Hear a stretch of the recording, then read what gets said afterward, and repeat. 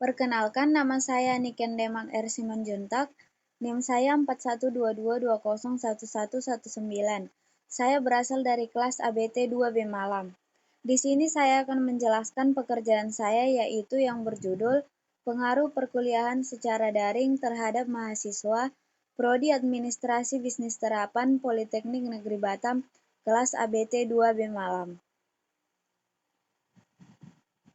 Kata pengantar, puji syukur saya ucapkan kepada Tuhan Yang Maha Esa atas kasih karunia-Nya, saya bisa menyelesaikan tugas karya ilmiah ini yang berjudulkan Pengaruh Perkuliahan Secara Daring pada Mahasiswa. Karya ilmiah ini saya buat untuk memenuhi salah satu tugas ujian akhir semester atau UAS pada mata kuliah Metode Statistika Bisnis di Politeknik Negeri Batam. Selain daripada melaksanakan tugas akhir semester, pada hakikatnya penulis belajar serta menambah wawasan akan pengetahuan yang bisa memberikan manfaat dan turut memperkaya wawasan materi para pembaca. Akhir kata, penulisan ini masih jauh dari kata sempurna, karena itu saya menerima saran dan masukan dari dosen dan teman-teman yang membaca agar pengerjaan tugas ini bisa saya perbaiki ke depannya. Bab 1. Pendahuluan. Yang pertama, latar belakang. Pandemi COVID-19 adalah krisis kesehatan yang pertama dan terutama di dunia. Pandemi ini menyebabkan masalah di berbagai sektor, baik di bidang ekonomi, sosial, maupun pendidikan. Virus ini sangat mengerikan karena telah banyak merenggut nyawa manusia yang ada di dunia. Virus ini sampai membuat beberapa negara untuk menutup sekolah dan perguruan tinggi. Ditutupnya sekolah dan perguruan tinggi tentu saja berdampak besar bagi dunia pendidikan, terkhususnya di Indonesia. Dampak tersebut bisa berupa dampak positif seperti memadukan antara pendidikan dan elektronik. Dengan begitu, kita sudah memanfaatkan kemajuan teknologi dengan pendidikan. Diharapkan ini akan menjadi sebuah kemajuan bagi bangsa khususnya di dunia pendidikan. Di sisi lain, kita juga merasakan dampak negatif seperti kurangnya pengetahuan guru dan siswa dalam memanfaatkan media elektronik, sehingga itu bisa menghambat proses pembelajaran. Nah, dengan bantuan teknologi digital di zaman sekarang ini, pelajar dapat terhubung dengan dosen dan teman sekelas mereka melalui platform video konferensi, forum diskusi online, dan berbagai aplikasi belajar interaktif seperti Zoom. Meskipun tantangan muncul dalam fleksibilitas waktu belajar menjadi lebih besar, memungkinkan mahasiswa untuk mengatur jadwal mereka sesuai kebutuhan dan kenyamanan individu. Namun, tidak dapat diabaikan juga bahwa pembelajaran online juga memiliki tantangan tersendiri, keterbatasan interaksi sosial, dan kurangnya pengawasan langsung dari dosen dapat mempengaruhi motivasi dan keterlibatan siswa. Akses internet yang tidak merata dan kurangnya peralatan teknologi di beberapa daerah. Yang kedua adalah rumusan masalah. Yang pertama, apakah pembelajaran secara daring dapat berjalan secara efektif?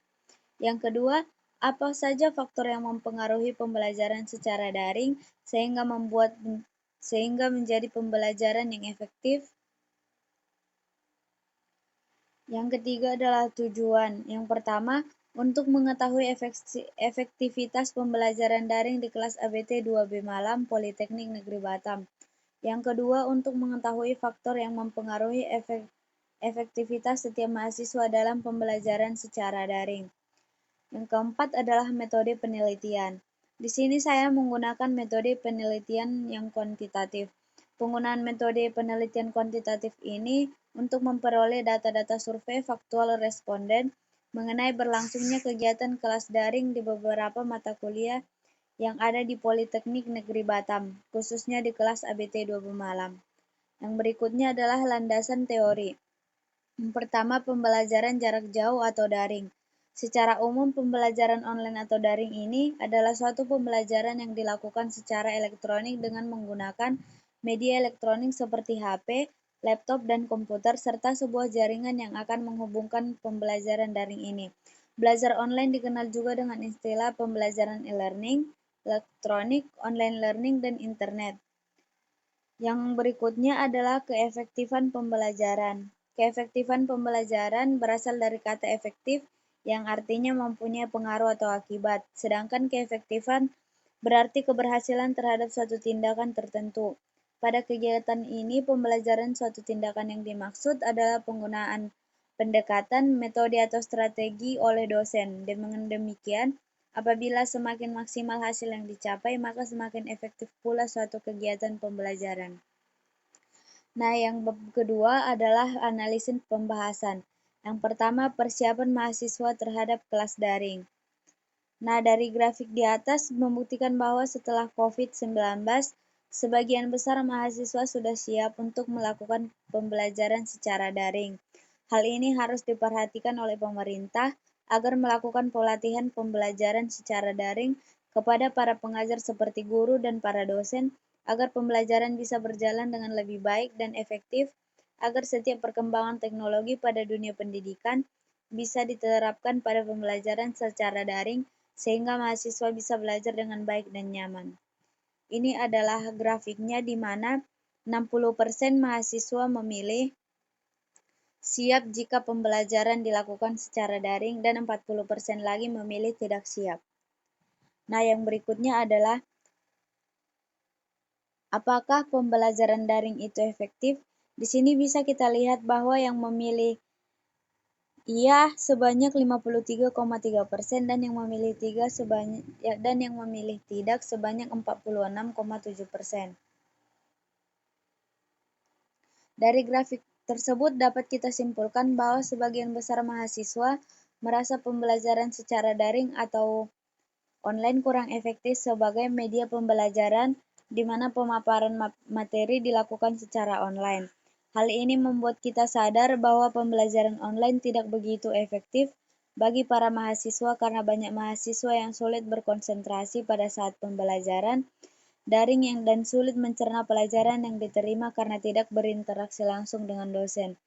Yang kedua adalah media pembelajaran secara daring.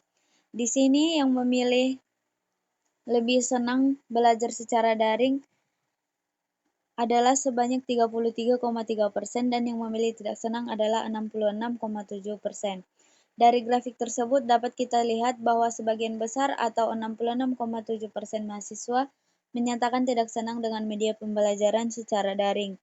Faktor yang menyebabkan ketidaksenangan tersebut adalah banyaknya mahasiswa yang mengantuk saat pembelajaran online dan seringnya jaringan bermasalah diakibatkan oleh hujan atau hal lainnya sehingga membuat para mahasiswa tidak bisa belajar dengan efektif. Bab 3 adalah kesimpulan. Dari uraian 3 teori di atas, mulai dari kesiapan, tanggapan mengenai efektivitas, dan penerapan sistem pembelajaran online, hingga kebermanfaatannya menunjukkan bahwa masih diperlukan usaha ekstra dari pemerintah dan semua pihak terkait agar pengajar dapat melaksanakan pembelajaran online secara efektif. Kesimpulan perolehan nilai ini adalah 75,7% mahasiswa memiliki kesiapan mengikuti perubahan dan mendukung arahan pemerintah untuk melaksanakan pembelajaran. Sebanyak 42,6% responden senang dalam menggunakan media pembelajaran online dan sebanyak 30,7% responden menyatakan bahwa pembelajaran online berjalan efektif dalam meningkatkan hasil belajar. Sekian hasil presentasi dari saya mengucapkan terima kasih.